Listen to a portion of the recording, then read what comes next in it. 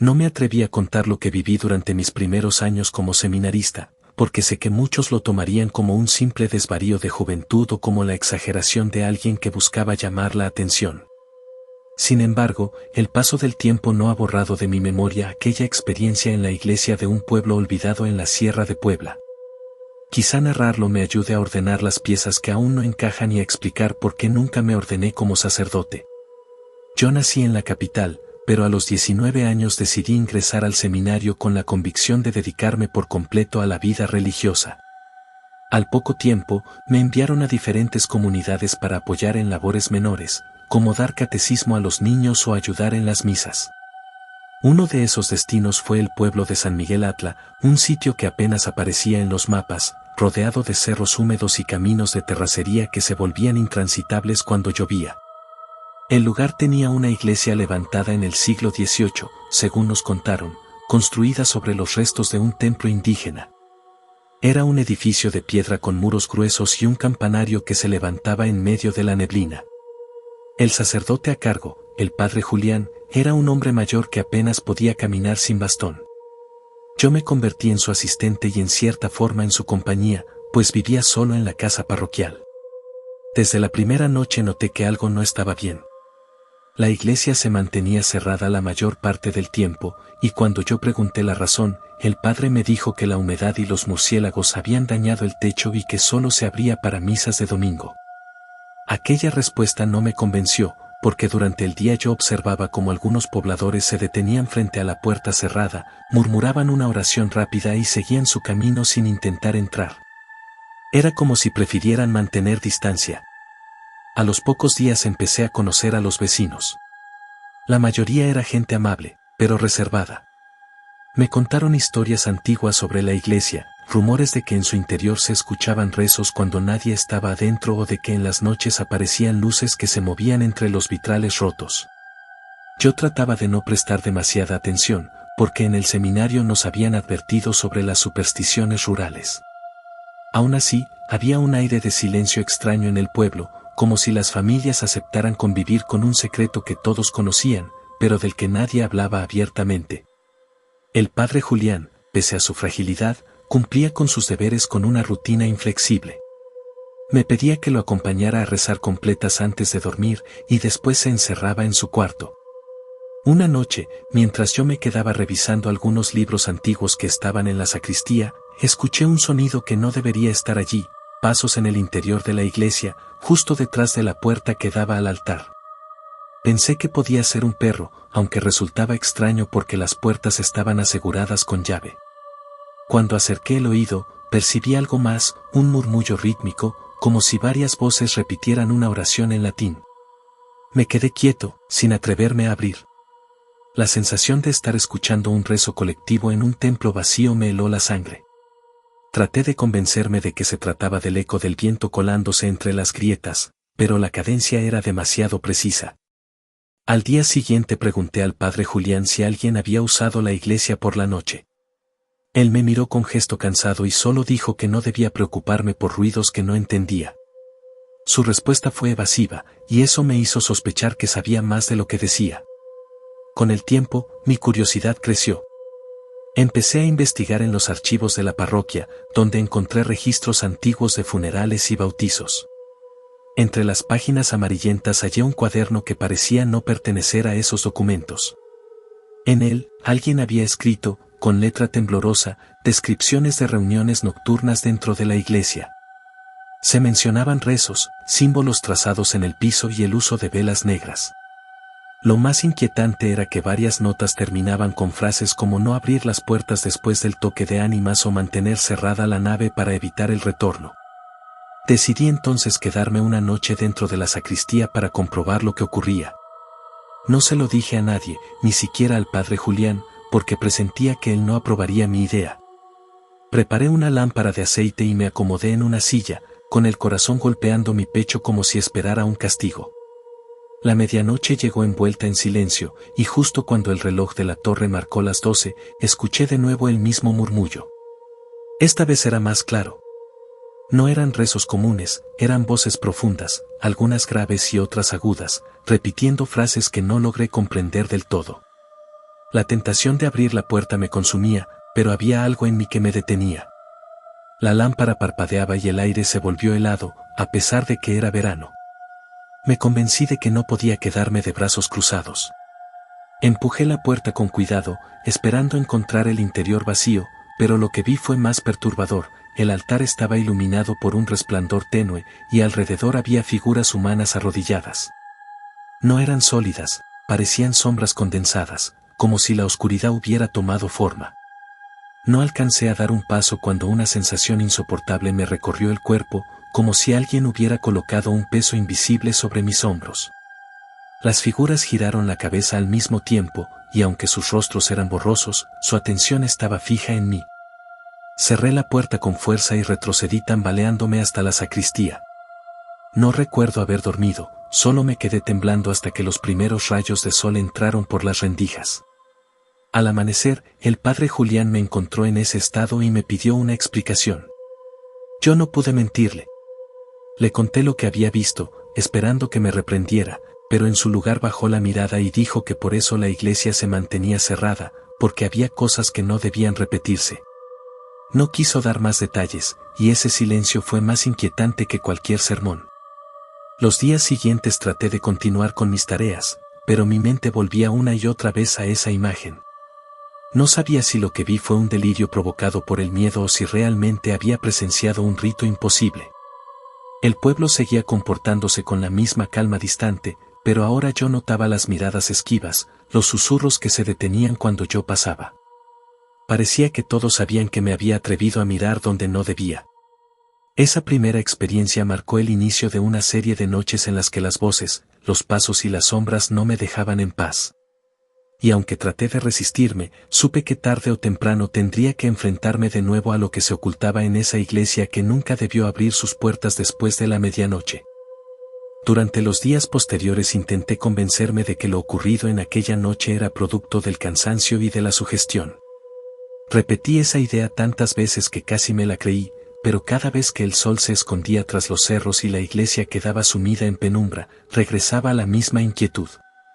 No importaba cuánto me distrajera con las labores diarias, bastaba con escuchar el toque de ánimas para que la memoria de aquellas figuras arrodilladas volviera con la misma intensidad. El padre Julián me evitaba. Antes solía llamarme para conversar un rato después de la cena, pero desde que le confesé lo que vi, se limitaba a darme indicaciones secas sobre lo que debía hacer. Yo entendí que no quería hablar más del asunto, pero en mi interior nació una especie de obsesión. Si había encontrado registros en los archivos que hablaban de esas reuniones nocturnas, significaba que no era un fenómeno reciente. La iglesia guardaba una historia que nadie se atrevía a contarme. Con algo de desconfianza me acerqué a los ancianos del pueblo.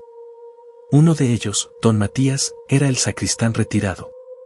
Le pregunté de forma indirecta sobre el origen de la iglesia.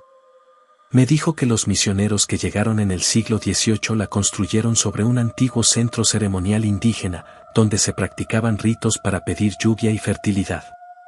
Según él, hubo resistencia de los habitantes originarios, y algunos rituales siguieron realizándose en secreto, disfrazados de oraciones católicas. Al ver mi cara de asombro, me advirtió que no debía indagar más, que el pueblo había aprendido a convivir con ciertas presencias a cambio de mantenerlas contenidas. Esa palabra me persiguió todo el día, contenidas. Era como si la iglesia no fuese solo un templo, sino una especie de frontera entre dos realidades. Pensé en el cuaderno con notas sobre evitar el retorno y me estremecí. No obstante, lejos de alejarme, sentí la necesidad de saber más. Una tarde, mientras limpiaba el coro alto, encontré marcas en la madera del barandal. Eran símbolos extraños, como círculos cruzados por líneas, tallados de forma rudimentaria. Los repasé con los dedos y recordé haberlos visto en el cuaderno.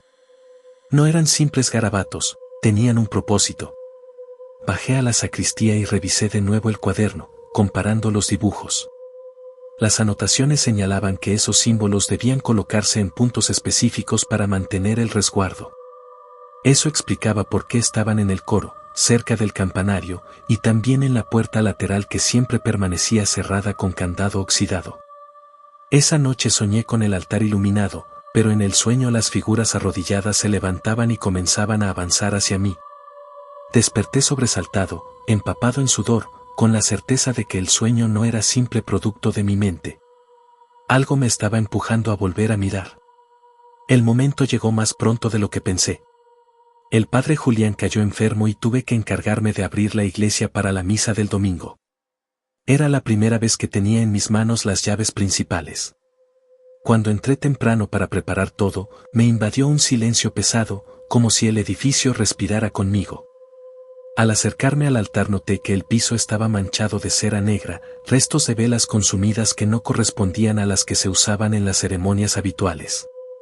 No pude evitar agacharme a tocar los restos, y mi dedo quedó impregnado de un olor acre, como a aceite rancio.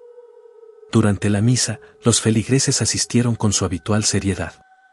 Yo no podía dejar de mirar sus rostros, intentando descubrir quién de ellos participaba en las reuniones nocturnas. Algunos evitaban mi mirada, otros la sostenían demasiado tiempo. La sensación de estar rodeado de secretos me hizo sudar frío. Cuando todo terminó y las bancas quedaron vacías, el eco de los rezos todavía resonaba en el interior. Esa misma noche, incapaz de resistirme, decidí quedarme otra vez en la sacristía. Tenía las llaves, y aunque sabía que me arriesgaba a desobedecer al padre Julián, sentía que debía hacerlo. Me escondí con la lámpara apagada y esperé. Pasada la medianoche, escuché el mismo murmullo, pero esta vez venía acompañado de un repique sordo, como el golpeteo de un tambor apagado. La puerta del altar tembló como si alguien intentara abrirla desde dentro. Yo sabía que nadie había entrado durante el día. Con manos temblorosas, introduje la llave y abrí apenas lo suficiente para observar. Lo que vi me heló hasta los huesos. El altar estaba cubierto con un mantel oscuro, y sobre él descansaban objetos que no pertenecían al culto católico, vasijas de barro, mazorcas secas, piedras pintadas con los mismos símbolos que había visto en el coro. A su alrededor, figuras humanas se movían en círculo. No eran sólidas, pero tampoco etéreas, su consistencia parecía estar a medio camino entre humo y carne. Rezaban en un idioma que no reconocí, y cada tanto levantaban las manos hacia el retablo como si pidieran algo. Me llevé la mano a la cruz que colgaba de mi cuello y, sin pensarlo, entré en la nave. Apenas avancé unos pasos cuando las figuras se detuvieron. Una de ellas, más alta que las demás, se volvió hacia mí. No tenía rostro definido, solo una mancha oscura donde deberían estar los ojos y la boca. Aún así, percibí una tensión precisa, como si me escudriñara por dentro. Sentí un impulso de gritar, pero ninguna palabra salió de mi boca. En cambio, el silencio se hizo más denso, y la figura alta levantó un brazo señalando la puerta por donde yo había entrado. Fue un gesto claro, como si me ordenara salir. Obedecí de inmediato, retrocediendo hasta trancar de nuevo la puerta. Me encerré en la sacristía con el corazón desbocado. No sé cuánto tiempo permanecí allí hasta que escuché el canto de los gallos. Cuando salí al exterior, la iglesia parecía normal, iluminada por la luz tibia del amanecer. Pero yo sabía lo que había visto. Al día siguiente, el padre Julián me llamó. Su voz estaba debilitada por la fiebre, pero habló con firmeza. Me preguntó si había vuelto a entrar por la noche. No quise mentir y admití que sí. Él suspiró con resignación y me dijo que había cometido un error grave. Explicó que desde hacía siglos, el pueblo mantenía un pacto silencioso, no interrumpir lo que ocurría dentro de la iglesia después de la medianoche. Aquello, dijo, no eran simples apariciones, sino los ecos de antiguos ritos que seguían repitiéndose más allá de la voluntad de los vivos. Le pregunté qué significaba todo eso, pero apenas respondió que la iglesia funcionaba como un recipiente, un lugar donde se mezclaban lo sagrado y lo prohibido. Y que abrir la puerta sin el debido resguardo era invitar a esas presencias a traspasar los límites. Las palabras del padre me dejaron intranquilo. ¿Qué sucedería si esas sombras encontraban la manera de salir? ¿Por qué el pueblo parecía aceptar todo con tanta calma? No recibí respuestas claras, solo advertencias vagas. Pero dentro de mí ya se había despertado una decisión, debía comprender el origen de aquellas manifestaciones, aunque me costara la cordura. Así comenzó mi búsqueda más insistente. Revisé cada rincón de la iglesia, cada piedra del atrio, cada documento olvidado en el archivo. Encontré registros de procesiones interrumpidas, de entierros colectivos, de epidemias que coincidían con fechas en las que los ritos parecían intensificarse. Todo apuntaba a una conexión entre las desgracias del pueblo y lo que ocurría en ese templo. La certeza de que algo estaba a punto de romperse me acompañaba día y noche. Y mientras más investigaba, más evidente se volvía que yo me había convertido en un intruso dentro de un equilibrio frágil que podía venirse abajo en cualquier momento. La enfermedad del padre Julián empeoró con rapidez. Apenas podía levantarse de la cama y me dejó a cargo de casi todas las labores de la parroquia. Esa responsabilidad me pesaba, pero al mismo tiempo me otorgaba libertad para continuar investigando lo que ocurría en la iglesia. No podía apartar de mi mente la idea de que las presencias que vi eran más que simples sombras. Había en ellas una intención, una persistencia que no se desvanecía con la luz del día. Comencé a visitar la biblioteca de un convento cercano, en un pueblo más grande. Allí encontré referencias a los primeros frailes que llegaron a la región y a la resistencia indígena que enfrentaron. Algunos textos hablaban de la práctica de ocultar deidades antiguas detrás de imágenes cristianas, una forma de preservar tradiciones prohibidas. Lo inquietante fue descubrir que, en varios casos, las iglesias construidas sobre centros ceremoniales se convirtieron en lugares de fenómenos inexplicables. Los documentos mencionaban cantos nocturnos, luces extrañas y la sensación de que el templo no pertenecía del todo al mundo de los vivos. Regresé a San Miguel Atla con una mezcla de miedo y determinación. Tenía la sensación de que lo que ocurría allí no era un secreto aislado, sino parte de una historia más amplia, enterrada bajo siglos de silencio. Empecé a trazar un mapa de los símbolos encontrados en la iglesia. Al conectarlos descubrí que formaban un círculo que rodeaba el altar mayor. Esa disposición no parecía casual, era un cerco de contención, una frontera que mantenía a las presencias limitadas a un espacio específico. La sospecha se confirmó una noche en la que escuché un estruendo en el interior de la iglesia. Corrí hasta la puerta y, al abrir, encontré que una de las marcas talladas en el piso había sido borrada, como si alguien hubiera raspado la piedra con violencia. Dentro, las figuras que solían permanecer inmóviles en oración se agitaban, moviéndose más allá de su sitio habitual. El resplandor que emanaba del altar era más intenso, y el aire estaba cargado de un olor penetrante a tierra húmeda. Cerré de inmediato y recé con una urgencia que nunca antes había sentido. Al día siguiente, pregunté a algunos pobladores si habían notado algo extraño. Nadie quiso responderme. Solo una mujer anciana, doña Eulalia, me dijo con voz baja que cuando los rezos se hacían más fuertes era señal de que el resguardo se debilitaba. Me recomendó irme del pueblo antes de que la iglesia quedara abierta por completo. Pero yo no podía irme. No después de haber visto lo que vi, ni con la responsabilidad de cuidar a un sacerdote moribundo. La noche que marcó el cambio definitivo comenzó con un silencio inusual. Ni grillos ni perros ladrando, solo un aire inmóvil que parecía contener la respiración de todo el pueblo. A medianoche, los rezos retumbaron con más fuerza que nunca. Desde la sacristía escuché el golpeteo rítmico de tambores invisibles, seguido de un coro que parecía brotar de las paredes mismas. La puerta del altar vibraba como si quisiera ceder. Supe que si no hacía algo, esa barrera se rompería.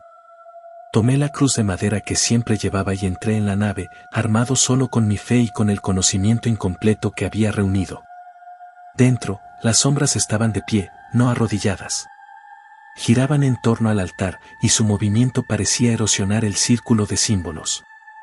El resplandor iluminaba sus contornos, revelando formas humanas mezcladas con rasgos animales, rostros alargados, cuerpos con extremidades desproporcionadas, ojos que brillaban como brasas. Me acerqué con paso inseguro y traté de rezar en voz alta. Las palabras del credo salían entrecortadas, pero aún así el efecto fue inmediato, las figuras se detuvieron. Por un instante, creí haber logrado contenerlas, hasta que una de ellas, la más alta, aquella que antes me había señalado, extendió el brazo y trazó en el aire un gesto que borró otro de los símbolos grabados en el piso. El círculo estaba cediendo. Sentí un impulso desesperado y encendí mi lámpara de aceite, arrojándola sobre el suelo para marcar de fuego el símbolo borrado. Las llamas se expandieron y las figuras retrocedieron con un siseo gutural que resonó en todo el templo. El calor era insoportable, y temí incendiar la iglesia completa, pero de algún modo las llamas se extinguieron rápido, dejando solo un rastro de ceniza. Las sombras se desvanecieron poco a poco, fundiéndose con la penumbra. El altar quedó vacío y el silencio regresó de golpe, como si nada hubiera ocurrido. Salí tambaleándome al atrio, donde encontré a varios vecinos reunidos. Me miraban con una mezcla de miedo y reproche. Uno de ellos dijo que había cometido una imprudencia, que esas presencias debían seguir su curso sin intervención, porque así lo habían pactado sus antepasados. Otros murmuraban que tal vez yo había fortalecido el resguardo, aunque no por mucho tiempo. Nadie se atrevió a entrar a comprobarlo. El padre Julián murió esa misma semana. Antes de exhalar su último aliento me tomó de la mano y me dijo que no debía continuar allí, que la iglesia tenía dueños más antiguos que cualquier sacerdote. Sus palabras fueron una sentencia. Comprendí que mi tiempo en San Miguel Atla había terminado. Abandoné el pueblo con una sensación de fracaso, pero también con la certeza de que había sobrevivido a algo que me superaba. Nunca regresé, aunque conservo el cuaderno de notas que encontré en la sacristía. A veces lo leo, intentando descifrar más sobre los ritos descritos, pero siempre termino cerrándolo con la misma conclusión: hay secretos que no están destinados a ser revelados por completo. He contado esta experiencia pocas veces, siempre con cautela. Muchos creen que es solo una historia para infundir miedo, otros dicen que son imaginaciones de un joven seminarista que perdió la fe. Lo único que puedo afirmar es que cada vez que escucho el repique de campanas en la medianoche, recuerdo la sensación de estar frente a esas sombras que parecían esperar mi error para atravesar la frontera. Hoy vivo lejos de la sierra, en una ciudad donde las iglesias están llenas de fieles y las misas transcurren con normalidad. Pero cada vez que entro en un templo antiguo, busco con la mirada símbolos tallados en piedra o marcas en la madera.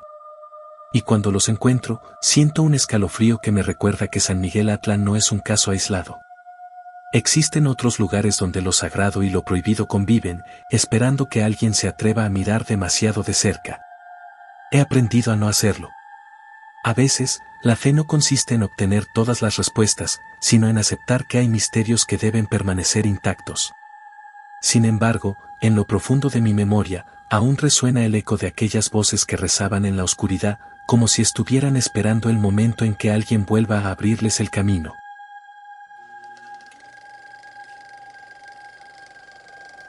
La primera vez que escuché hablar de la iglesia de Santa Lucía fue por boca de mi madre. Ella me contó, con un tono entre advertencia y resignación, que en su juventud había tenido que ir varias veces a ese templo, no por devoción, sino porque decían que allí se curaban males que ningún médico podía tratar. Nunca me dio demasiados detalles, solo repetía que uno debía entrar con respeto y no preguntar demasiado, porque las respuestas podían ser más pesadas que las preguntas. Pasaron los años y yo no volví a pensar en ese lugar hasta que murió mi tío Rogelio. Él era un hombre escéptico, desconfiado de todo lo que sonara a religión o superstición, pero en sus últimos días pidió ser enterrado en el atrio de esa iglesia, ubicada en un poblado de Oaxaca al que apenas se podía llegar por caminos de terracería. Esa petición sorprendió a todos, porque Rogelio siempre había renegado de los curas y de las ceremonias. Sin embargo, lo cumplimos, quizá porque era su última voluntad. Cuando viajamos hasta allá para el entierro, quedé impactado por el aspecto del templo. Era pequeño, de piedra gris, con una torre baja y un campanario inclinado que parecía a punto de caer. El techo estaba cubierto de tejas rojizas, muchas de ellas rotas, y la fachada tenía grietas profundas. A pesar de su deterioro, el lugar transmitía algo extraño, como si la tierra misma lo sostuviera con firmeza. Los vecinos lo miraban con una mezcla de temor y reverencia, y aunque participaban en los rezos del funeral, la mayoría evitaba entrar. Esa misma noche, mientras velábamos a mi tío dentro de la iglesia, noté detalles que no me dejaron tranquilo. El altar estaba adornado no solo con imágenes de santos, sino también con objetos que no correspondían al culto católico: mazorcas secas, vasijas con líquidos oscuros y pequeñas cruces de ramas amarradas con hilo rojo. Pensé que tal vez eran costumbres locales, una mezcla de tradiciones, pero había algo en la disposición de los objetos que me incomodaba. No estaban puestos como simples adornos, sino como parte de un orden intencional. El sacerdote que oficiaba la ceremonia era un hombre alto, de rostro enjuto y voz apagada. Hablaba despacio, sin levantar la mirada de los libros que sostenía. Cuando terminó, me acerqué a darle las gracias, pero apenas me respondió con un gesto y se retiró al presbiterio, como si evitara cualquier conversación. Esa noche me costó dormir. Nos hospedamos en una casa frente a la iglesia, y desde la ventana podía ver el atrio iluminado por la luna. A medianoche escuché que las campanas repicaban solas, lentas y espaciadas, como un toque fúnebre. Me levanté y me asomé, esperando ver a alguien en la torre, pero no había nadie. El sonido provenía del campanario inclinado, vibrando en la oscuridad. Desperté a mi primo para preguntarle si escuchaba lo mismo, pero me dijo que no oía nada y volvió a dormir. Me quedé en silencio, con la sensación de que las campanas repicaban solo para mí. Al día siguiente comenzaron los rumores. Una anciana del pueblo, al enterarse de que Rogelio había pedido ser enterrado en el atrio, nos dijo que eso no estaba bien, que quienes yacían allí no descansaban en paz. Me atreví a preguntarle por qué, y ella me contó que en tiempos pasados el templo no solo era usado para misas, sino también para ceremonias de curanderos y brujos. Según ella, los sacerdotes habían permitido esa mezcla de prácticas para mantener el control de la comunidad. Pero lo que lograron fue que la iglesia se convirtiera en un lugar de tránsito para fuerzas que no respondían a un solo credo. Lo más inquietante fue cuando mencionó que algunos entierros en el atrio no eran de cristianos comunes, sino de personas vinculadas a esos ritos. Dijo que quienes eran sepultados allí se convertían en guardianes involuntarios, atados al templo para siempre. La idea me pareció absurda, pero en ese momento recordé la insistencia de mi tío en reposar en ese sitio. Conforme avanzaban los días, mi intriga aumentaba. Cada tarde entraba a la iglesia a rezar por Rogelio, pero terminaba observando los detalles del altar. Noté que las vasijas cambiaban de lugar, que las cruces de ramas aparecían en distintas posiciones. Al principio pensé que era el sacerdote quien las movía, pero una tarde lo vi rezar en silencio mientras los objetos se desplazaban por sí solos, apenas un par de centímetros, como empujados por un aire invisible. El sacerdote no se inmutó, como si fuese algo normal. Esa noche, en la casa donde me hospedaba, abrí las cajas que mi tío había dejado antes de morir. Entre sus papeles encontré un cuaderno con anotaciones. Allí hablaba de Santa Lucía. Decía que había visitado esa iglesia en secreto muchos años atrás, buscando alivio a un malestar que ningún médico le curaba. Describía rituales extraños, con velas y cantos, en los que él no era participante activo, sino testigo obligado. Contaba que lo habían obligado a permanecer dentro del templo durante horas, viendo cómo se sacrificaban animales y cómo la sangre era ofrecida en pequeños cálices. Su relato terminaba abruptamente con una frase escrita varias veces: "Lo que está aquí no muere, solo espera". Al leer eso, comprendí que su deseo de ser enterrado en el atrio no era un capricho, sino una decisión consciente. Tal vez había hecho un pacto o buscaba redimirse de algo que nunca confesó. La idea me inquietó más que la visión de las sombras que creía haber visto en las paredes de la iglesia. La noche siguiente volví a escuchar las campanas. Esta vez decidí salir. Atravesé el atrio iluminado por la luna y subí los escalones del campanario. El interior olía a humedad y a guano de murciélago. Subí la escalera de madera, que crujía bajo mis pies, hasta llegar a la campana principal. Estaba quieta, inmóvil, pero el sonido seguía vibrando en el aire. Pasé la mano por el bronce frío y sentí que latía como un corazón. Retrocedí de inmediato, pero al girar noté algo escrito en la pared del campanario. Eran palabras talladas con cuchillo, en latín mezclado con frases en náhuatl. Apenas entendí fragmentos: vigilar, guardar, ofrecer. La inscripción parecía antigua, como si hubiese sido hecha siglos atrás. Al bajar, me encontré con el sacerdote, que me esperaba al pie de la escalera. No dijo palabra, solo me miró a los ojos y luego señaló con la cabeza hacia el atrio, donde la tierra fresca del entierro de mi tío parecía agitarse ligeramente, como si algo debajo buscara moverse. Me quedé paralizado, y esa imagen fue el inicio de una serie de hechos que me obligaron a enfrentar el verdadero trasfondo de la iglesia de Santa Lucía, donde lo religioso y lo prohibido convivían en un equilibrio peligroso que comenzaba a romperse. Me costó mucho conciliar el sueño después de aquella noche en que vi la tierra moverse sobre la tumba de mi tío. No quise hablarlo con mis primos ni con mi madre porque sabía que lo atribuirían al cansancio o a mi imaginación.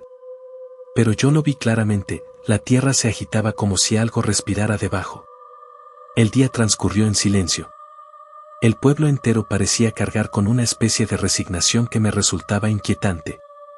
Nadie reía, nadie hablaba en voz alta, como si supieran que algo no debía ser perturbado. Al caer la tarde decidí regresar a la iglesia, aunque lo hice con pasos pesados, casi obligado por una fuerza que no comprendía. El interior estaba más sombrío que de costumbre.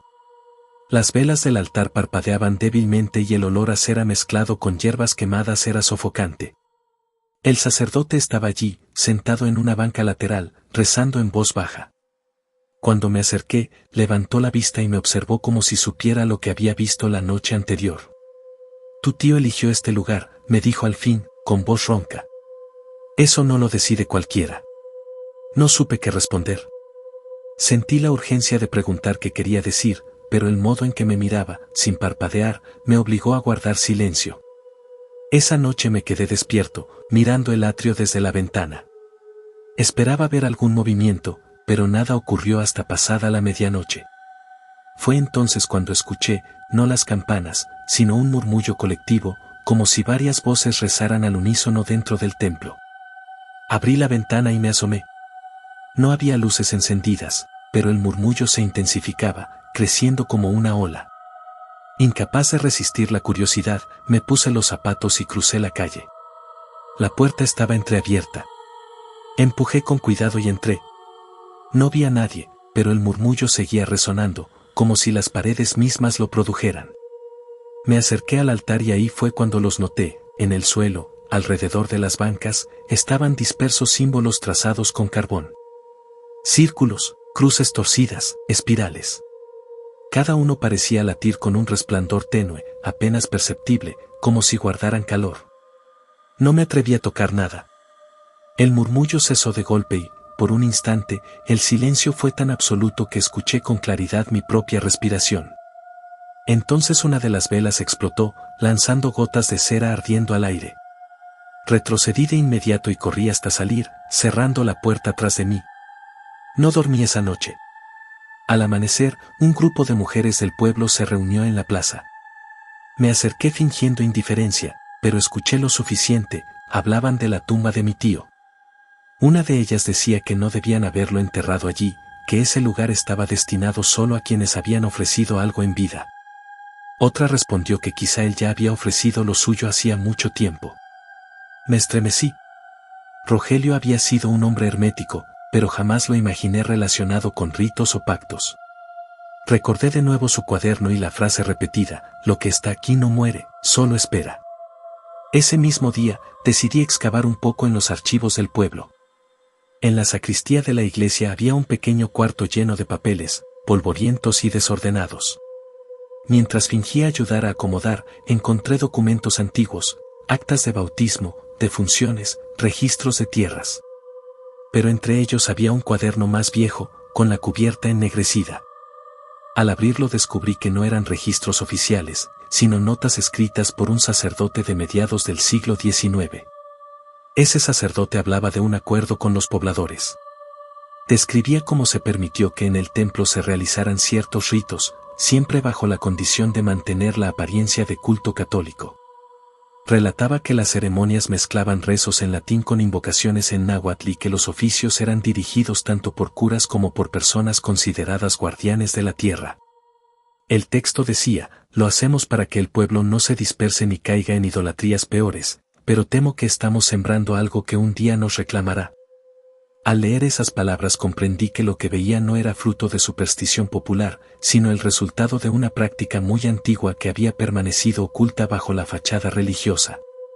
La noche siguiente confirmé mis sospechas. Alrededor de las 2 de la madrugada escuché de nuevo las campanas, pero esta vez acompañadas de cánticos. Me armé de valor y salí al atrio. Desde la puerta entreabierta vi una escena perturbadora. Varias figuras encapuchadas estaban reunidas dentro, alrededor del altar. No eran muchas, quizás 5 o 6, pero lo suficiente para llenarme de miedo. El sacerdote estaba entre ellos, con las manos levantadas. Frente a todos, sobre la mesa del altar, había un animal, un gallo de plumaje negro, que parecía ya sin vida. Los cánticos subían y bajaban, acompañados de golpes suaves de tambor que alguien tocaba en la penumbra. No pude moverme, estaba paralizado. Solo observaba cómo levantaban el cuerpo del animal y derramaban su sangre en una de las vasijas. Entonces, como si alguien hubiera sentido mi presencia, todos voltearon la cabeza hacia mí al mismo tiempo. No corrí, mis piernas no respondían. Fue el sacerdote quien caminó lentamente hacia la puerta. La abrió del todo y, sin decir palabra, me hizo un gesto con la mano para que entrara. Sentí que debía obedecer. Crucé el umbral y el aire se volvió más pesado, como si cargara un peso invisible sobre los hombros. Los encapuchados me rodearon, sin tocarme, pero lo suficientemente cerca para que escuchara su respiración. El sacerdote me llevó frente al altar y señaló la tumba de mi tío a través de la ventana lateral, visible desde allí.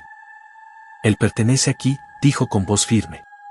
Y tú también has sido llamado. No entendí de inmediato. Quise preguntar qué significaba, pero mi voz no salió. El sacerdote continuó. Quien es enterrado en este atrio vigila para siempre. No todos son dignos, pero tu tío lo era. No se trata de fe, sino de compromiso. Ahora su vigilancia ha comenzado, y tú eres testigo de ello. Las palabras resonaron en mi cabeza. Vigilar para siempre. Recordé las inscripciones en el campanario, la tierra moviéndose, el cuaderno de Rogelio. Todo apuntaba a lo mismo, los muertos allí no descansaban, sino que permanecían atados al lugar, como centinelas invisibles. Salí tambaleándome, sin comprender del todo lo que había presenciado. Cuando regresé a la casa, mi madre me preguntó dónde había estado. No supe qué responderle.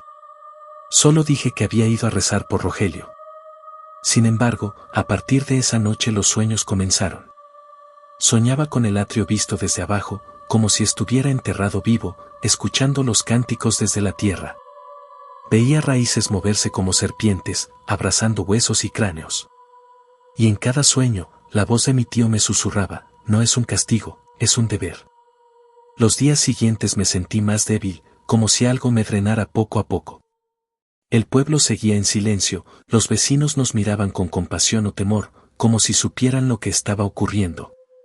El sacerdote no volvió a hablarme directamente, pero cada vez que cruzaba su mirada con la mía, sentía que me vigilaba, como esperando que aceptara lo que me había dicho.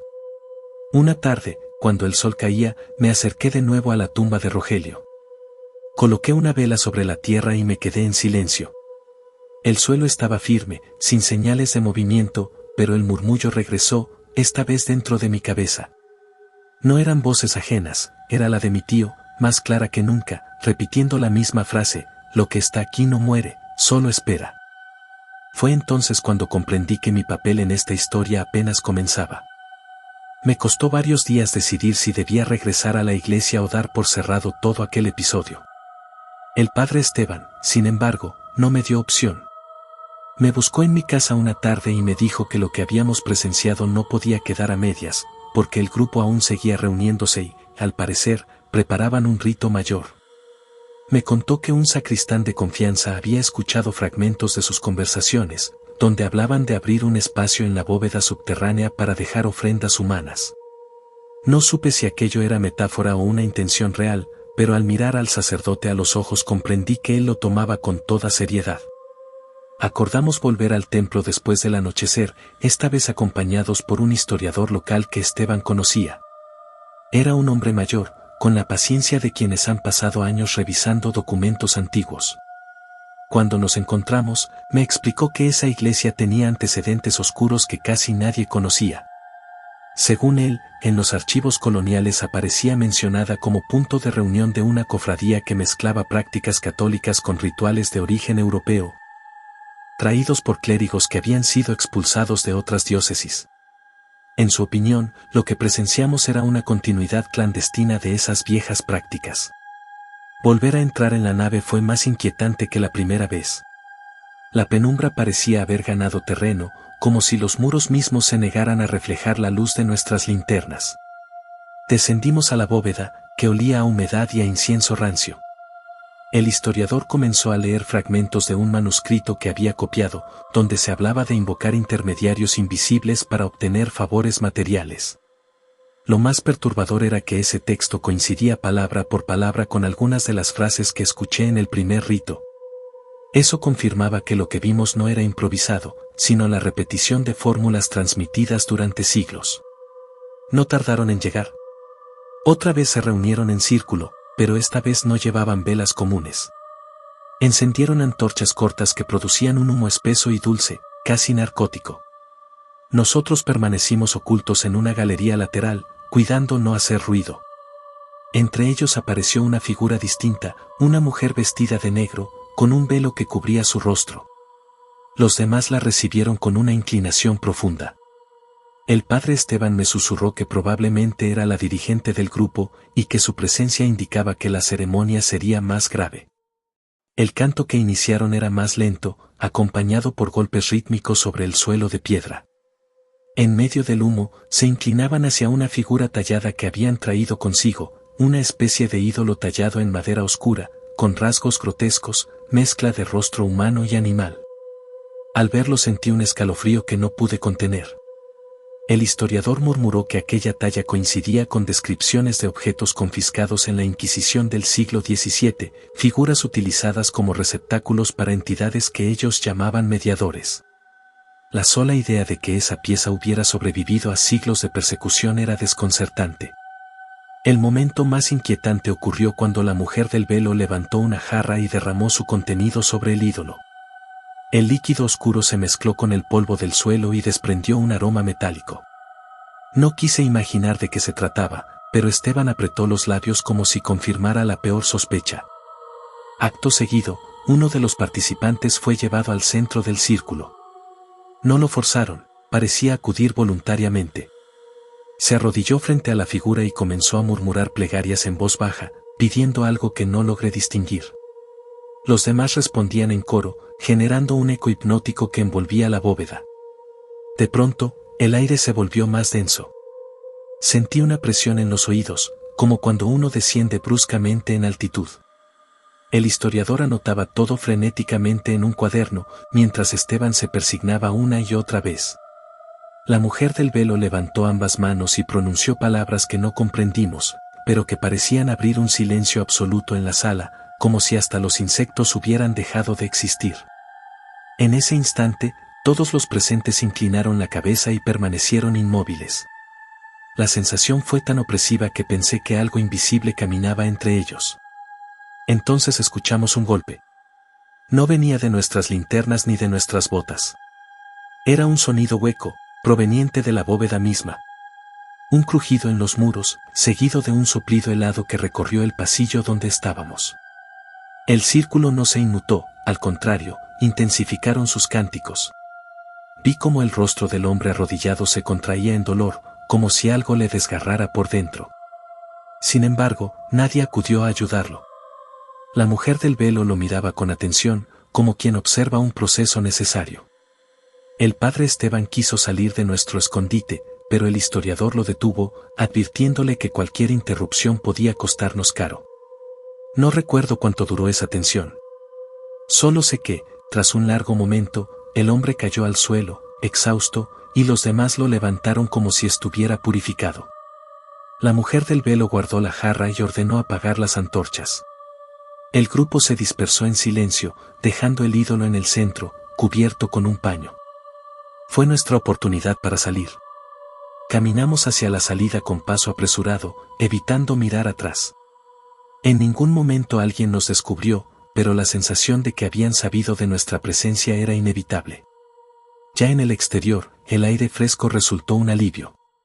El historiador me dijo que había presenciado manifestaciones de grupos similares en documentos antiguos, pero nunca en la vida real. Para él, aquello era la confirmación de que ciertas corrientes nunca se habían extinguido, solo habían aprendido a ocultarse en lugares donde la fe popular las protegía. Esteban, en cambio, estaba devastado. Para él era una derrota espiritual ver cómo bajo el mismo techo donde oficiaba misa se invocaban fuerzas contrarias. Me pidió que no hablara con nadie de lo sucedido, temiendo que la iglesia se viera manchada por rumores. Con el tiempo, acepté su petición. No obstante, la experiencia me dejó preguntas que sigo arrastrando. ¿Era posible que todo fuera una representación teatral de personas obsesionadas con lo oculto? Quizás. Pero lo que ocurrió con aquel hombre en el centro, el cambio en el aire, el sonido hueco en la bóveda, eso no se explica con facilidad. El historiador me entregó una copia de sus notas, donde relacionaba lo visto con pasajes de la tradición colonial y prácticas que, según él, buscaban abrir una comunicación con lo invisible a cambio de sacrificios simbólicos. Nunca supe qué pasó después con el grupo ni con la mujer del velo. Lo cierto es que desde aquella noche ya no puedo entrar en un templo sin recordar la bóveda, las antorchas y el canto profundo que resonaba en las piedras. Hay lugares donde la fe y el miedo se cruzan, y no siempre queda claro cuál de las dos fuerzas predomina.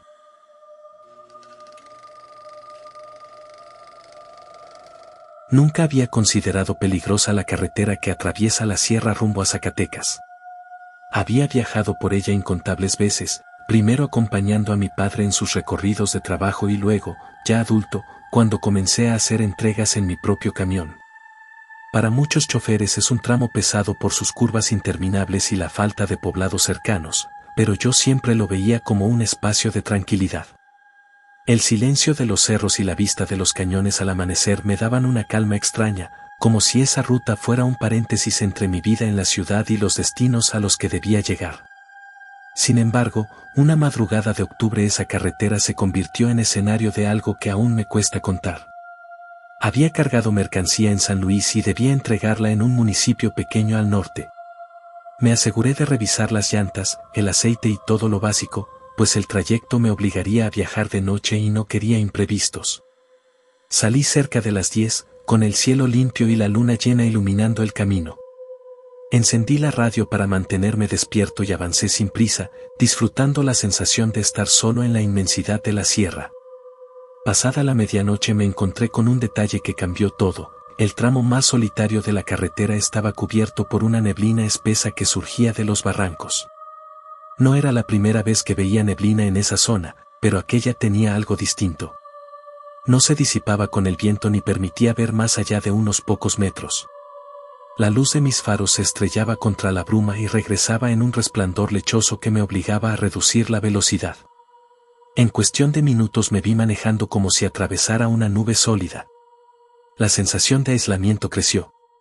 Ni un solo vehículo apareció en sentido contrario, lo cual ya era raro porque esa ruta siempre tiene, al menos, 1 o 2 camiones a esas horas.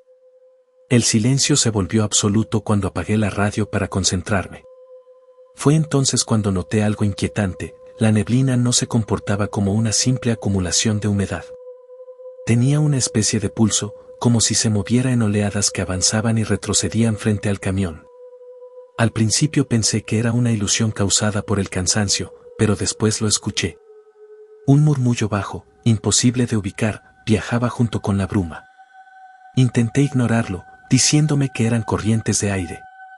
Pero el murmullo se convirtió en algo más definido, una serie de voces apagadas que parecían pronunciar palabras sin sentido. Subí las ventanillas y ajusté el volumen de la radio, pero no sirvió de nada. Las voces seguían ahí, envolviendo la cabina, como si la niebla las trajera consigo. Apreté el volante con fuerza y aceleré un poco para salir cuanto antes del banco de bruma, aunque el camino se volvía cada vez más sinuoso y peligroso. Fue entonces cuando vi las siluetas. Primero una, luego varias. Figuras oscuras que se materializaban a la orilla del camino, apenas visibles entre el resplandor de los faros.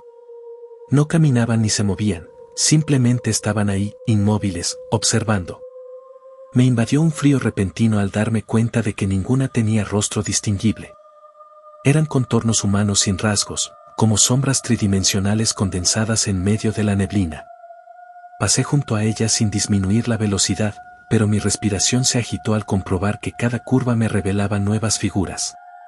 Algunas más altas, otras pequeñas, como si también hubiera niños entre ellas. Quise convencerme de que eran producto de la vista cansada, pero un detalle lo hizo imposible. En un tramo recto, la carretera se llenó de esas formas a ambos lados, formando una especie de pasillo. No se movían, no hablaban, pero el murmullo de la bruma se intensificó hasta convertirse en un coro apagado. Era como si me estuvieran acompañando, rodeando el camión con su presencia muda. El miedo me paralizó. No podía frenar ni detenerme, porque el instinto me gritaba que hacerlo sería invitar a esas presencias a acercarse aún más. Seguí conduciendo, con los ojos fijos en la línea amarilla del pavimento, tratando de no mirar hacia los costados. El murmullo, sin embargo, parecía ahora provenir de la cabina misma. Hubo un momento en que juraría haber visto una de esas siluetas aparecer reflejada en el retrovisor, sentada en el asiento trasero que en realidad no existía en mi camión. Giré bruscamente para mirar, por supuesto, no había nadie. Pero el frío en mi nuca y el temblor en mis manos me confirmaron que la carretera había dejado de ser un espacio neutral. Algo me estaba acompañando, algo que no entendía y que no podía evitar. La niebla se extendió durante kilómetros. Perdí la noción del tiempo, guiándome solo por la sensación de que la pendiente descendía hacia un valle. Finalmente, tras una curva cerrada, la bruma comenzó a disiparse y el asfalto recuperó su visibilidad. Las siluetas se desvanecieron con ella, deshaciéndose como humo. El murmullo se apagó hasta quedar en silencio total, un silencio tan puro que dolía en los oídos. Aceleré cuanto pude hasta llegar a una gasolinera olvidada donde detuve el camión para respirar. Me quedé largo rato dentro de la cabina, temblando. La madrugada estaba despejada y no había rastro de la neblina. Sin embargo, el recuerdo de las figuras seguía conmigo, como si se hubieran adherido a mi memoria de una forma que nunca podría borrar.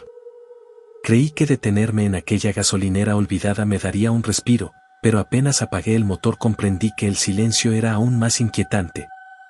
El lugar estaba desierto, con un par de bombas oxidadas y una caseta cerrada que seguramente llevaba años sin ser atendida. El letrero metálico colgaba torcido y se movía con el viento, produciendo un chirrido metálico que se mezclaba con el eco de mis propios pasos. Miré alrededor esperando ver algún trabajador, pero no había nadie, ni siquiera perros callejeros, como suele ser común en las estaciones aisladas de carretera. Me quedé sentado dentro de la cabina varios minutos, intentando ordenar mis pensamientos. La niebla se había quedado atrás, pero mi mente seguía escuchando el murmullo, como si se hubiera grabado en mi interior. Encendí un cigarro para calmarme, aunque mis manos temblaban tanto que casi no podía sostenerlo. Trataba de convencerme de que todo había sido un juego de mi cansancio, de la luz de los faros, de mi imaginación forzada por la monotonía del viaje nocturno. Sin embargo, había algo que me negaba esa tranquilidad, la sensación de que no estaba solo. De pronto escuché pasos. No venían de la carretera ni de la caseta, sino del costado del camión, lentos y pesados, como si alguien arrastrara los pies. Me asomé por la ventana, esperando ver a algún viajero que se hubiera detenido a descansar, pero no había nadie. Los pasos, sin embargo, continuaban, rodeando la cabina como si me buscaran. Cerré la ventanilla de golpe y puse el seguro de las puertas. Encendí el motor para largarme de ahí, pero justo en ese instante el sonido se detuvo. No quise mirar más y aceleré, dejando atrás el lugar. La carretera volvió a envolverme con su oscuridad interminable. Ya no había neblina, pero el ambiente no mejoraba. Sentía la mirada de alguien detrás de mí, como si en el asiento vacío hubiera un pasajero oculto. Ajusté el retrovisor varias veces, seguro de que vería reflejada una silueta. En una de esas ocasiones me pareció distinguir una sombra que se deslizaba de un lado a otro, demasiado rápida para enfocarla. Cerré los ojos un instante, respiré hondo y me repetí que debía mantener la calma. Tenía que llegar al destino, entregar la carga y olvidar todo aquello. Poco después, una figura apareció en el arcén, iluminada por los faros. Era un hombre, o al menos su forma lo parecía. Vestía ropa oscura y tenía un sombrero que le ocultaba el rostro. Levantaba una mano como si pidiera aventón. Lo pasé de largo, ignorando la súplica muda. No era seguro detenerse en carretera, menos en la madrugada. Seguí adelante, pero a los pocos minutos volví a verlo, en la orilla, repitiendo el mismo gesto. Mi estómago se encogió. Era imposible que hubiera llegado antes que yo sin vehículo. Y lo peor fue que, tras pasarlo una tercera vez, lo vi de pie justo en medio del camino. Frené de golpe, los neumáticos chillaron contra el asfalto y el camión se detuvo a escasos metros de su silueta. Pero en el instante en que esperé verlo ser arrollado o salir corriendo, la figura desapareció frente a mis ojos. Ni un cuerpo, ni un movimiento, nada. El camino quedó vacío, iluminado solo por mis faros. Me incliné sobre el volante, sudando frío, con la certeza de que algo estaba jugando conmigo en esa carretera. No era una alucinación. No podía serlo, no después de todo lo que había visto. Continué, aunque ahora cada curva era una tortura. El sueño se había ido por completo, reemplazado por una tensión insoportable. En varios puntos creí escuchar golpecitos en la carrocería, como si algo se hubiera trepado al camión. Bajé la velocidad para escuchar mejor, pero los ruidos cesaban cada vez que lo intentaba. Volví a acelerar y entonces reaparecían, esta vez acompañados de un crujido metálico que provenía del techo. Apreté los dientes y me negué a detenerme. Sentía que, si lo hacía, aquello que se ocultaba en la oscuridad aprovecharía para acercarse del todo. Al cabo de un tiempo que me pareció eterno, distinguí un letrero que anunciaba un poblado a unos kilómetros. El alivio me recorrió el cuerpo, convencido de que encontraría luz, personas, cualquier cosa que me devolviera a la normalidad. Sin embargo, al llegar me llevé la peor impresión. El pueblo estaba en completo silencio. Las casas parecían abandonadas, con puertas abiertas y ventanas vacías. Las calles de tierra no mostraban señales de vida, ni siquiera animales. Pasé por la plaza principal y vi la iglesia al fondo, una construcción sencilla de piedra con una torre baja. Las campanas, oxidadas, parecían inmóviles, aunque juraría haber escuchado su tañido minutos antes. Me estacioné frente a la iglesia, dudando si debía bajar. Tal vez encontraría a alguien dentro, un sacerdote o un guardián nocturno. El aire estaba frío y pesado, como si la neblina se hubiera transformado en una presión invisible que caía sobre el lugar. Con el corazón acelerado, empujé la puerta de madera y entré. El interior estaba iluminado por unas velas gastadas, colocadas en los altares laterales. No había nadie a la vista, pero el murmullo regresó. Era el mismo que había escuchado en la carretera, resonando entre las paredes del templo, mezclado con el olor a cera y humedad. Avancé despacio, observando los bancos alineados y las imágenes religiosas cubiertas de polvo. En el altar mayor, la figura de un Cristo crucificado parecía mirarme con una intensidad inusual, como si sus ojos se hubieran abierto en ese instante. Me froté la cara, intentando despejar mi mente, pero cuando bajé las manos descubrí algo peor: los bancos no estaban vacíos. Siluetas oscuras, idénticas a las que había visto en la neblina, ocupaban cada fila, sentadas en silencio, observándome sin rasgos, sin ojos, sin boca. Eran decenas, inmóviles, esperando algo de mí. El murmullo creció hasta llenar el espacio, un coro apagado que vibraba en mis huesos. Quise retroceder, pero al voltear vi la puerta cerrada. No recordaba haberla empujado para cerrarla, y sin embargo estaba sellada. Sentí que la respiración me faltaba, que cada sombra en ese lugar me rodeaba con una paciencia infinita. Y comprendí, con un escalofrío que me recorrió entero, que había llegado al sitio al que esas presencias querían llevarme desde la carretera. No sé cuánto tiempo me quedé paralizado en medio de aquella iglesia. Las sombras seguían inmóviles en los bancos, pero el murmullo crecía como un oleaje oscuro, presionando contra mis oídos hasta volverlos un zumbido insoportable. Quise moverme, obligar a mis piernas a correr, pero era como si el suelo me sujetara. El aire estaba helado, aunque gotas de sudor me resbalaban por la frente. El Cristo del altar parecía inclinar la cabeza, como si aprobara en silencio que yo estuviera ahí, atrapado. El primer movimiento vino de una de esas figuras sentadas en la primera fila. No se levantó, pero giró lentamente la cabeza hacia mí, un giro antinatural, sin músculos ni huesos que lo justificaran. Después, otra silueta la imitó. Y otra. En cuestión de segundos, todos esos cuerpos sin rostro me estaban mirando. El murmullo se transformó en una especie de palabra única, repetida una y otra vez, aunque no logré entenderla. Era como un eco que vibraba más en mi cráneo que en el aire. Finalmente reaccioné. Corrí hacia la puerta principal y la empujé con todas mis fuerzas. No cedió. Golpeé, grité, pero mi voz apenas se escuchaba bajo aquel cántico. Entonces recordé una puerta lateral que había visto al entrar, una que daba hacia la sacristía. Me lancé en esa dirección, esquivando los bancos, aunque juraría que las sombras se habían levantado para seguirme. El murmullo aumentó, ahora como una multitud que me respiraba en la nuca. Alcancé la puerta, giré la manija, y contra todo pronóstico, se abrió. Salí a un pasillo oscuro, con paredes de piedra húmeda. Avancé sin mirar atrás, convencido de que me seguían. El pasillo parecía interminable, hasta que al fin desembocó en un patio interior. Ahí había más velas encendidas en el suelo, formando un círculo alrededor de un pozo antiguo. El aire que salía de ese agujero era helado, como un aliento que subía desde lo más profundo. Y en ese instante comprendí algo que me heló la sangre: aquel pueblo no estaba muerto ni abandonado. Todo seguía ahí, oculto, esperando viajeros como yo para arrastrarlos a ese lugar. Quise retroceder, pero detrás de mí ya no había pasillo, sino más sombras, decenas, avanzando despacio para cerrarme el paso. Algunas emergían desde el mismo pozo, subiendo como humo sólido. El murmullo cambió otra vez, y aunque seguía siendo incomprensible, lo sentí dentro de mi pecho, como una orden que no podía desobedecer.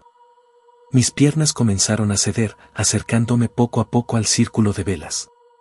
Me resistí con todas mis fuerzas. Golpeé mi propio cuerpo, grité, intenté despertar de lo que parecía una pesadilla. El eco de mi voz apenas duró un segundo antes de perderse en aquel coro interminable. Mis pies tocaron la primera línea de velas, que se apagaron al instante, como si hubieran esperado mi llegada. Una brisa gélida surgió del pozo y me golpeó de frente. Por un segundo, sentí que alguien, o algo, dentro de ese abismo respiraba conmigo. Fue en ese momento cuando escuché un claxon lejano. Un sonido normal, humano, que retumbó como un milagro en medio de aquella pesadilla. El ruido creció, acercándose por la carretera. Mi cuerpo reaccionó, aferrándose a esa señal. Empujé hacia atrás, tropezando, y logré escapar de la línea de velas. Las sombras se agitaron, como si ese ruido las hubiera alterado. Aproveché la confusión y corrí hacia el otro extremo del patio, donde una puerta de madera vieja daba a la calle. La abrí de golpe y la noche me recibió con un aire distinto, menos opresivo. El sonido del claxon provenía de un camión que pasaba frente al pueblo, iluminando con sus faros la entrada. Corrí hacia él, agitando los brazos, sin importar lo ridículo que pudiera parecer. El chofer frenó y me gritó algo que no alcancé a entender, pero me subió a la cabina. Apenas cerré la puerta, volteé hacia el pueblo. La iglesia estaba completamente apagada, sin velas, sin figuras, como si nada hubiera sucedido. El conductor me miró raro, preguntándome qué hacía ahí, en un sitio abandonado desde hacía décadas. No respondí. No podía. Solo me quedé mirando por la ventana mientras nos alejábamos, con el corazón golpeando todavía contra mis costillas. El murmullo había desaparecido, pero sabía que no era el final. Porque en el retrovisor del camión, justo en la oscuridad de la carretera, pude distinguir una figura solitaria con sombrero, levantando la mano como si pidiera aventón. El conductor no la vio, pero yo sí. Y entendí que aquellas presencias no se quedaban en el pueblo. Me habían marcado, y tarde o temprano volverían a encontrarme.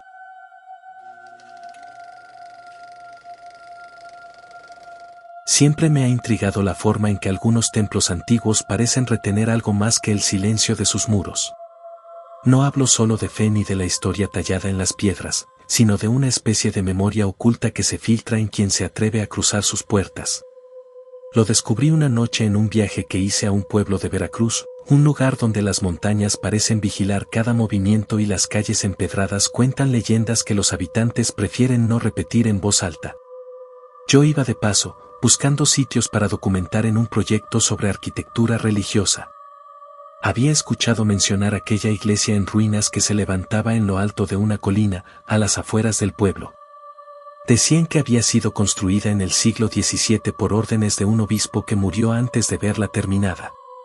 El templo nunca fue consagrado, y por eso, según los lugareños, quedó maldito desde el principio. Muchos evitaban siquiera señalarlo cuando se hablaba del lugar. La tarde en que llegué, el cielo estaba cubierto de nubes espesas que presagiaban lluvia. El camino hacia la colina era estrecho, rodeado de árboles torcidos, y cada paso me hacía sentir que me alejaba demasiado de lo que podía considerarse seguro. La iglesia apareció entre la niebla como una silueta imponente, con su torre principal inclinada y las paredes cubiertas de enredaderas. Las campanas ya no existían, pero el vano vacío resonaba con el viento como si aún estuvieran allí. Empujé la pesada puerta de madera que milagrosamente seguía en pie. El interior olía a humedad y polvo, un aire viejo que se aferraba a los pulmones. El suelo estaba cubierto de escombros y fragmentos de mosaicos que alguna vez habían formado figuras religiosas. Aún en ruinas, el templo imponía respeto. La nave central se extendía hacia un altar ennegrecido por el tiempo, donde apenas se distinguían restos de un retablo. Me quedé quieto, tomando notas, fotografiando los detalles que aún sobrevivían. Fue entonces cuando escuché lo que parecía un rezo apagado. Pensé que quizá era alguien más que había entrado detrás de mí, pero al girar no encontré a nadie. El sonido se desvaneció tan pronto como lo percibí. Me obligué a pensar que había sido el viento colándose entre los muros, pero algo en mi interior ya estaba en alerta. Seguí explorando. Encontré una puerta lateral que conducía a lo que debía haber sido la sacristía. Estaba vacía, salvo por un crucifijo roto apoyado contra la pared. Lo curioso era que, a pesar del deterioro, el rostro de Cristo parecía intacto, con una expresión que me resultó extrañamente severa. Volví a la nave principal, y esta vez vi algo que me detuvo en seco. En las bancas, polvorientas y carcomidas, había marcas recientes, como si alguien se hubiera sentado allí hacía poco. No eran simples manchas, sino huellas claras de presión en la madera cubierta de polvo. Me agaché a revisarlas, pero un crujido fuerte me obligó a mirar hacia el altar. Por un instante, juraría que vi a una figura arrodillada, cubierta con un velo oscuro, rezando en silencio. Parpadeé y ya no estaba. El aire cambió de golpe, se volvió más denso, como si el templo hubiera cerrado sus puertas invisibles a mi alrededor.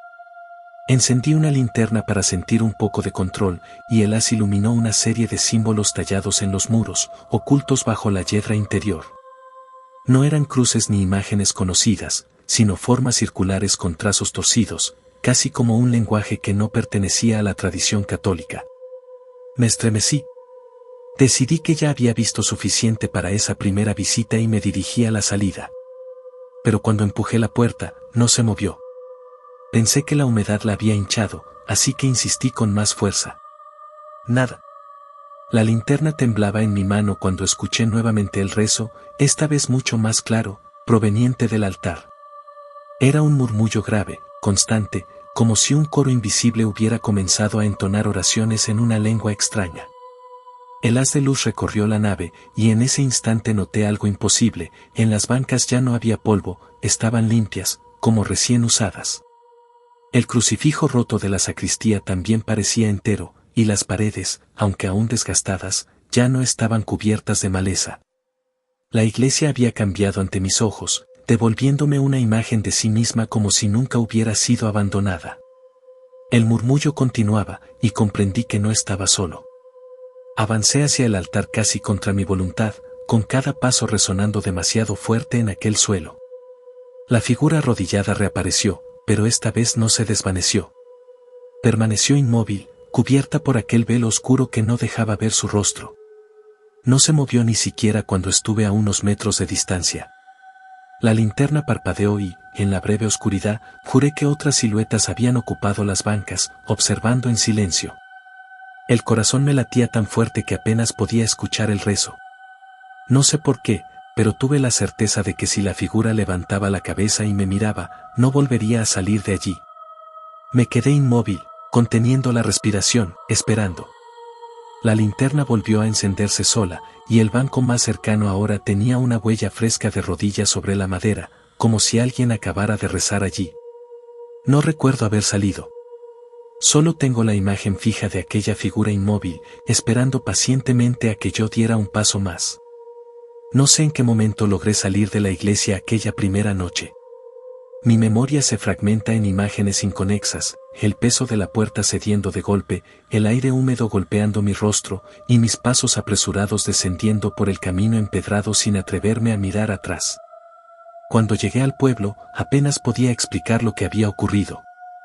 Terminé encerrándome en la pequeña posada donde me hospedaba, con la sensación de que aún llevaba encima el polvo y el silencio de aquel lugar. Dormí poco y mal.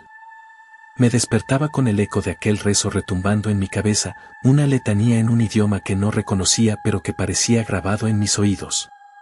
Al amanecer decidí preguntar a los lugareños. No fue fácil.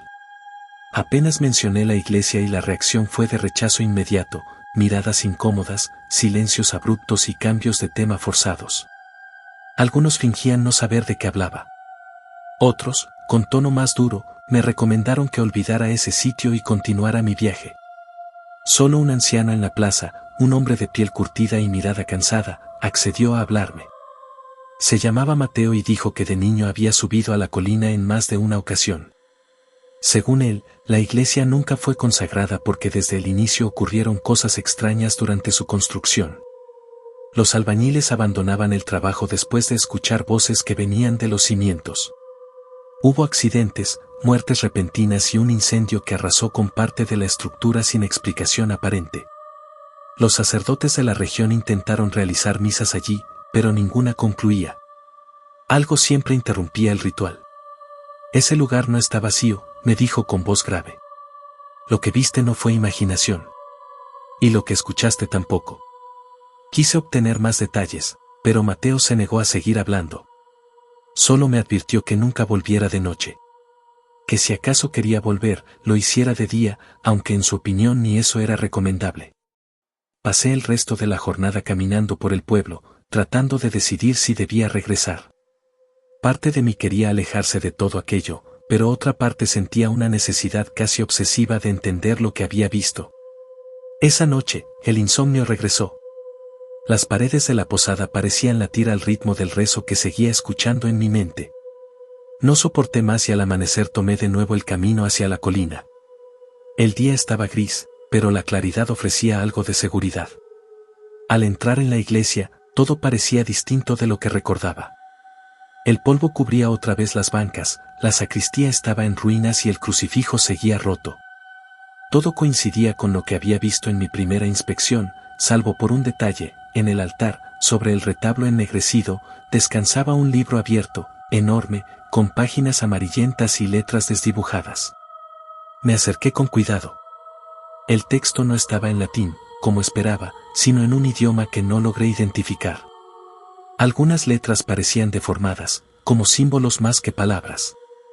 En la parte superior de la página central, sin embargo, había una figura clara, un círculo con marcas en su interior, idéntico a los símbolos tallados en los muros que había descubierto antes. Extendí la mano para tocarlo, pero un golpe de viento cerró el libro de golpe. El eco retumbó en toda la nave y me hizo retroceder. Cuando levanté la vista, juraría que vi una sombra moverse velozmente entre las bancas. Corrí hacia la sacristía, buscando aire, y allí encontré algo aún más perturbador. Sobre la mesa cubierta de escombros había velas gastadas, restos recientes de cera derretida. Alguien había estado utilizando ese lugar no hacía mucho. El corazón me latía desbocado. Pensé en salir, pero algo me detuvo, un leve sonido de campanas, como si viniera desde lo alto de la torre. Era imposible, hacía décadas que no había campanas allí. Subí por las escaleras de piedra, estrechas y en espiral, con la linterna iluminando los muros húmedos. Al llegar al campanario, encontré la estructura vacía, pero con marcas frescas de manos en el polvo. Alguien había estado allí. De pronto, sentí que no estaba solo. Giré y, en la penumbra, distinguí la silueta de una mujer. Era la misma figura velada que había visto la noche anterior, inmóvil, esperándome. Su presencia era tan densa que el aire parecía arder en mis pulmones. No se movió, ni habló, pero la linterna iluminó bajo su velo un destello imposible, una sonrisa amplia, exagerada, que no correspondía a un rostro humano. Retrocedí, tropezando con los escalones. Cuando logré bajar a la nave principal, la atmósfera había cambiado otra vez. Las bancas estaban ocupadas. Sombras humanas, decenas de ellas, se sentaban erguidas, todas orientadas hacia el altar. El murmullo de rezos volvió, cada vez más fuerte, como si me rodeara desde todos los rincones. El libro que había visto sobre el altar estaba abierto de nuevo, pero esta vez no se movía con el viento. Una de las sombras lo sostenía y parecía leer en voz baja, entonando las mismas palabras que escuchaba resonar en mi cabeza. La lengua era incomprensible, pero el ritmo era hipnótico, casi doloroso. Sentí que mis piernas me traicionaban. No podía moverme, como si hubiera sido obligado a presenciar la ceremonia. La figura velada bajó lentamente desde la torre y caminó hacia el altar. Su andar no producía sonido alguno. Se detuvo frente al libro y levantó las manos, como si diera inicio a un ritual. Entonces comprendí, la iglesia no estaba abandonada. No en el sentido que todos creíamos. Sus fieles nunca se habían marchado. No sé cuánto tiempo estuve paralizado frente a aquella escena. El rezo colectivo era tan intenso que sentía como mi pecho vibraba con cada sílaba. El aire de la iglesia se espesaba, como si hubiera humo invisible llenando los pasillos. Intenté moverme, gritar, pero nada respondió en mí, era un espectador atrapado en un ritual que no entendía. La figura velada levantó la cabeza hacia el crucifijo roto. No había rostro bajo aquel velo, o al menos no uno humano. Lo poco que distinguí me hizo apartar la vista, facciones retorcidas, como si alguien hubiera tratado de imitar un rostro humano pero con proporciones deformes. Cuando sus manos se alzaron, las sombras en las bancas respondieron inclinando la cabeza al unísono. El libro sobre el altar comenzó a pasar páginas solo, una tras otra, como si un viento lo agitara desde dentro. Cada vuelta de hoja hacía que los rezos se intensificaran, hasta convertirse en un rugido coral que me perforaba los oídos. Pensé que iba a perder el conocimiento. Entonces ocurrió algo que todavía me cuesta describir. Las paredes de la iglesia, ennegrecidas y cubiertas de polvo, comenzaron a mostrar grietas. No eran grietas comunes, sino líneas brillantes que se abrían como si debajo de la piedra hubiera un resplandor rojo, semejante a brasas vivas. El suelo vibró bajo mis pies. Sentí que todo el edificio respiraba. En medio de aquel caos, la figura velada se giró hacia mí. Fue la primera vez que tuve la certeza de que era consciente de mi presencia. No era un simple espectro repitiendo un acto antiguo, me estaba mirando, y esa conciencia me heló la sangre. Avanzó hacia mí con pasos lentos, solemnes, como si cruzara un pasillo invisible. Cada vez que se acercaba, las sombras dejaban de rezar y giraban la cabeza en mi dirección. Logré recuperar algo de control y retrocedí hacia la puerta principal. La empujé con todas mis fuerzas, pero no se movió. La madera estaba fría, más dura que la piedra. Intenté por una ventana, pero los vitrales se habían vuelto opacos, sólidos, como si nunca hubieran tenido aperturas. No había salida. La mujer velada se detuvo a unos metros de mí. Su velo se agitó como si un viento soplara desde dentro, aunque el aire estaba quieto. Entonces, escuché su voz. No fue un sonido que entrara por mis oídos, sino una vibración directa en mi mente, palabras graves, entrecortadas, en un idioma antiguo. Mi cuerpo reaccionó con espasmos. Caí de rodillas, mareado, mientras el rezo colectivo retomaba fuerza. En medio de mi desesperación, recordé algo. El anciano Mateo me había hablado de sacerdotes que intentaron bendecir la iglesia y de cómo nunca lograron terminar la misa. En mi bolsillo aún llevaba un pequeño crucifijo de plata que mi madre me había dado años atrás. Lo saqué con manos temblorosas y lo levanté frente a aquella figura. No sé si fue sugestión o realidad, pero por un instante el murmullo se quebró. El libro en el altar dejó de pasar páginas y las sombras en las bancas se agitaron, como si algo las hubiera perturbado. La mujer velada inclinó la cabeza, y bajo el velo vi la mueca de una sonrisa que no era humana, llena de burla. No retrocedió, al contrario, siguió acercándose. El crucifijo temblaba en mi mano y se calentaba, como si ardiera. La sensación era insoportable. Mi vista se nubló y, en un acto de desesperación, lancé el crucifijo al libro abierto del altar. El objeto cayó sobre las páginas y, de inmediato, un chorro de humo negro salió disparado como un alarido. El rezo cesó de golpe y las sombras se levantaron de las bancas, moviéndose con torpeza, como si fueran marionetas sin hilos. Un estruendo sacudió la nave. Las grietas luminosas de las paredes se apagaron y la figura velada emitió un grito que no era humano, un sonido metálico y profundo que hizo vibrar los vitrales. Corrí hacia la puerta con lo último de mis fuerzas, y esta vez se dio como si nunca hubiera estado cerrada. Caí rodando por los escalones de piedra hacia el exterior, con el eco de aquel grito retumbando en mis oídos. No miré atrás. Bajé la colina corriendo hasta que mis piernas ya no respondieron. Llegué al pueblo al amanecer, cubierto de polvo y sudor. Mateo me esperaba en la plaza, como si supiera que regresaría. Me miró con una mezcla de compasión y resignación. «Lo despertaste», dijo simplemente. «Y lo que se despierta allí, nunca vuelve a dormir del todo». Intenté discutir, exigir respuestas, pero me faltaban las palabras. No tenía fuerzas para contar lo que había visto. Esa misma tarde abandoné el pueblo y juré no volver jamás. Han pasado años desde entonces. He intentado convencerme de que lo que viví fue producto del cansancio o de una sugestión colectiva alimentada por leyendas locales. Pero hay noches en las que despierto con el rezo en mi cabeza, el mismo que escuché en la iglesia. A veces, al pasar frente a una capilla, siento la mirada de alguien tras los vitrales oscuros. Y aún conservo el recuerdo del crucifijo que lancé. Nunca lo recuperé y me atormenta pensar que sigue allí, atrapado en esas páginas, dentro de un libro que quizá nunca debí tocar.